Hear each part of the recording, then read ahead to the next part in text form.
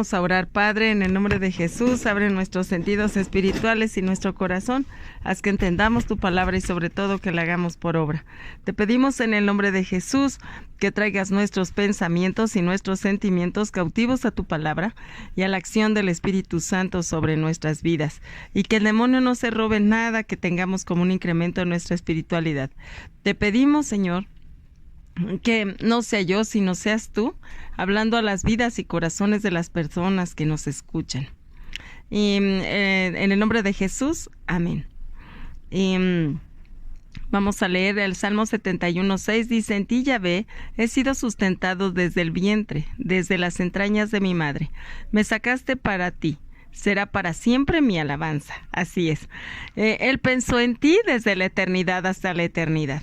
No eres una casualidad biológica como nos lo enseñan en la escuela, ¿verdad? Así como un montón de espermatozoides, a ver quién gana y ya. Bueno, el caso es que el Señor ya sabía que eras tú el designado para estar allí, y hubo esa chispa divina, ¿verdad?, en la que te empezó a dar vida. Dio ese soplo en donde estaba parte de Él en ti, y por eso es que nuestra alma es eterna. Qué belleza, ¿verdad? Entonces hemos sido sustentados desde las entrañas de nuestra madre. Así es, porque nacimos, aquí estamos.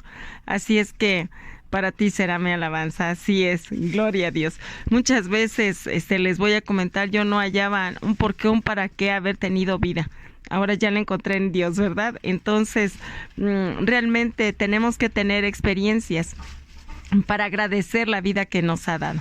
Así es que bendito sea Él, porque pues Él nos va tratando y nos va madurando. Gracias, Padre. Te agradecemos todo esto que nos sustente siempre. En el nombre de Jesús, amén. Bueno, entonces estábamos viendo ayer características del Señor Jesús. Y pues estamos narrando algunas situaciones que Él fue viviendo y que pues nos ayudan a descubrir todavía más del Señor Jesús. Y bueno, ahora toca el milagro de la multiplicación de los panes. Estaban en un lugar desierto y el caso es que ya era tarde, ya llevaban 3 días escuchándolo, y entonces Jesús tuvo compasión de ellos y les dijo: ay, caray, denles ustedes de comer, porque los discípulos fueron: oye, pues ya despídalos para que vayan a los caseríos ahí a ver qué encuentran. Pero fíjense, eran 5,000 hombres, sin contar mujeres y niños. Esto vamos a multiplicarlo por 3, ¿verdad? Vamos a poner muchísima, una super multitud. Pero realmente no eran 3, era por más, porque antes tenían más hijos, ¿verdad? Entonces Él, teniendo misericordia de ellos, les dice: denles ustedes de comer. Y le dice Felipe: pero ¿cómo? No hace falta más de 200 denarios y no les daríamos aún así de comer a todos. Y entonces dice: ¿qué tienen? Ay, pues aquí un niño trae 5 panes y 2 pescados. Y entonces, bueno, pues a ver, échenlos. Y entonces dice aquí que pues empezó a multiplicarlos, los puso de grupos de 50 y de 100 gentes, y ahora imagínense a los apóstoles yendo y viniendo como si fueran unos meseros, ¿verdad? Venían por más, se iban. Entonces, ¿cómo vemos aquí a Jesús? Un Jesús equitativo, porque no les negó, dice que comieron hasta saciarse, es decir, de esos que dicen: ay, no habrá otro poquito, y que les dan más, ¿verdad? Era generoso, compasivo, eficiente, todopoderoso, ¿verdad? Y todo suficiente. Así es. Podemos ver aquí a un Señor Jesús, pues primero viendo las necesidades ajenas, y después yo creo ya se sentarían ellos a comer, ¿verdad? Y todavía sobraron 12 canastos.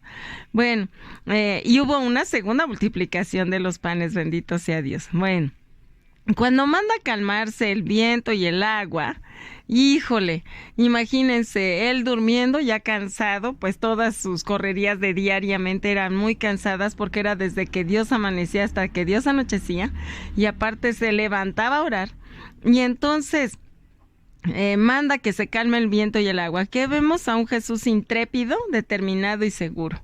Así es. ¿Por qué? Porque nunca nos hubiésemos imaginado que eso iba a pasar. Es más, los apóstoles estaban sorprendidos, así como que ¿cómo le manda también al viento y al agua, verdad? Y bueno, También vemos a un Jesús flexible cuando atiende a los que no son de Israel, y además atiende también a fariseos, a ricos, a pobres. Por ejemplo, fariseos, pues a Nicodemo, él era parte de los fariseos y lo atendió sin ningún problema. A Zaqueo, era rico, era jefe de los cobradores de impuestos. Entonces vemos allí que, wow, un Jesús gentil y prudente, ¿verdad? Con los hermanos. Entonces, pues, honesto, cuando dice yo soy, ¿verdad? En el interrogatorio y en la aprehensión. Yo soy porque le preguntan, ¿quién es Jesús? Yo soy. A mí es al que me buscan. Él es honesto. Él pudo haber dicho, no está aquí, ¿verdad? ¿Sabe a dónde se fue? Era de noche y no alcanzaba a verse. Si ustedes se imaginan el momento, en el monte, con muchos árboles, no se veía muy bien y aparte no había alumbrado público. Entonces, pues imagínense. Un Jesús inteligente, considerado, valiente, seguro y discreto con la hija de Jairo. Como Jairo era encargado de una sinagoga, no podía hacer el milagro abiertamente, entonces solamente se llevó a Pedro, Santiago y a Juan al cuarto de la niña junto con sus papás para que vieran el milagro, ¿verdad? Y a los demás los dejó afuera, ¿verdad? Entonces, ¿por qué? Porque era discreto, no quería que después hubiera tenido problemas Jairo. Entonces vemos aquí qué tan importante son todas estas características, y todavía faltan algunos más, ¿no? Quizás 2, 3, digamos, comunicados más. Pero bueno, vamos a orar. Padre, en el nombre de Jesús, te damos gracias y ayúdanos a entender cada día más tu persona, porque tenemos que imitarte, tenemos que llegar a ser, pues, aunque sea una sombra de lo que eres tú, pero esforzarnos para hacerlo. Te lo pedimos en el nombre de Cristo nuestro Señor. Amén.